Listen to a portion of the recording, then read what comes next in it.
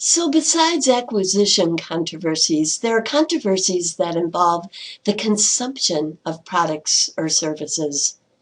Nearly 1/3 of high school students and almost half of college students have engaged in binge drinking. That's defined as drinking more than 5 drinks in one setting. We're going to cover 6 consumption controversies, beginning with underage drinking and smoking. But before we begin, here's a really great review question for you. Why is compulsive buying an acquisition controversy and not a consumption controversy? Pause the video a minute, see if you can answer this correctly. The answer is because it's an addiction to the process of buying, in other words, acquiring, not the process of owning or consuming. So as previously discussed, advertising often has, shall we say, an exaggerated effect on those whose cognitive development is still in process. Let's take the case of smoking. Cigarette ads reach all ages, but 90% of new smokers are teenagers, according to the U.S. Center for Disease Control and Prevention. Vulnerability to peer pressure tends to peak in adolescent and teen years. Also, the overuse of alcohol has been linked with academic failures, youth suicides, high school and campus violence, campus hazing, etc., etc., etc. Overeating and obesity is also a growing problem in the United States. 17% of children and teens are obese, and 1/3 of adults. In fact, binge eating has become so prominent that the new DSM-5 now includes it as an eating disorder. The marketing of junk foods and junk drinks really preys on this evolutionary vestigial urge that humans have that goes all the way back to hunting-gathering days.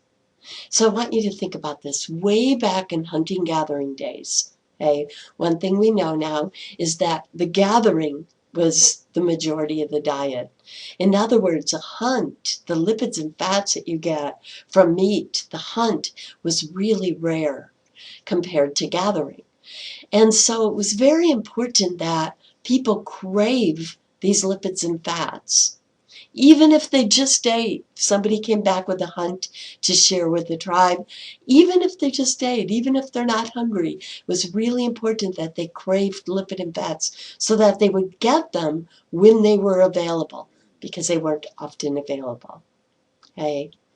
Now, unfortunately, okay, that is what has been passed down to us through the ages. So if you think about the evolutionary aspect of this, you know, human beings in hunting-gathering times who had that urge, you know, biologically had that urge, craved lipids and fats, even when they were not hungry, were the ones who survived long enough to pass on their genes and become our ancestors. So now it's something that we see generally in human beings, not just scattered, but generally in human beings. Okay? Because those are the people who survived to pass their genes on to us today. So even today, when this is harmful, right? When these lipids and fats are overly abundant and available to us, okay? Especially in junk food and junk drinks, you know, even when it's so available to us, you know, we have this vestigial urge left over from hunting and gathering days to crave these lipids and fats even when we're not hungry. Another consumption controversy is marketing practices that perpetuate compulsive gambling. Typically, the consumer first experiences a big win, right? Next, gambling becomes more reckless. And then losses pile up over time. And finally, gambling becomes a really central force in the individual's life. How? Well, Ironically, if you think about it, there's a feedback loop here, a psychological feedback loop. Stop and think. The more that the gambler becomes devastated by the debt, the more they tend to view gambling, another big win, as their only possible chance of salvation. Next, we have idealized images. Ads in Western societies are notorious for featuring exceptionally young, thin, and attractive female models and exceptionally attractive and muscular male models. Because the models represent Western society's conception of the ideal man or the ideal woman, they exemplify images that most men and women will never achieve. Tweens and teenagers are especially vulnerable to how their bodies compare with those of models. And females of all ages are especially judged and valued for their appearance in Western society. Taken to extreme, these idealized self-image values can lead to steroid abuse in teenage boys and young men, and eating disorders such as anorexia and bulimia, of which women are victims 10 times more frequently than men. The second to the last consumption controversy on our list is privacy controversies.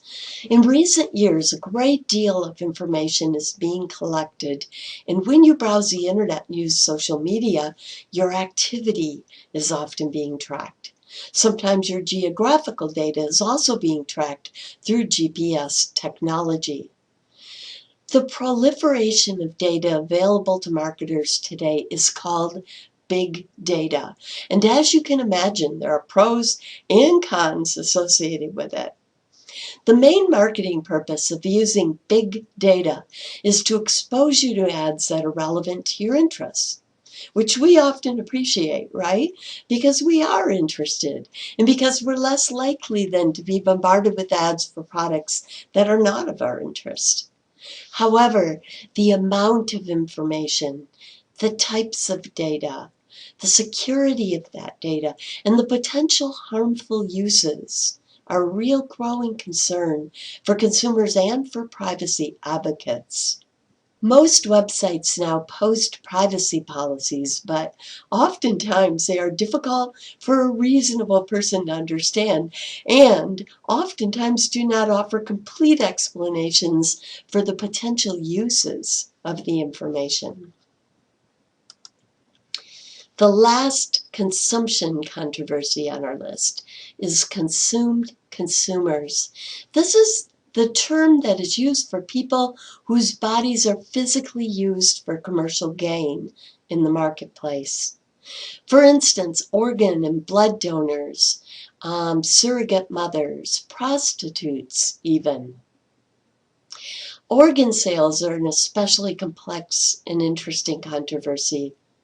Although it is illegal to sell human organs, a so-called red market really thrives.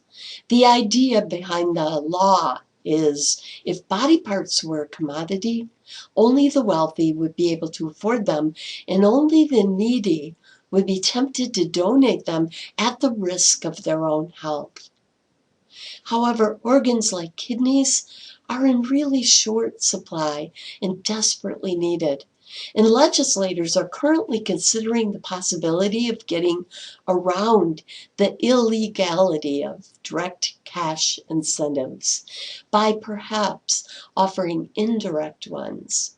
Some of the ones that they're considering right now are possibly retirement accounts or college scholarships.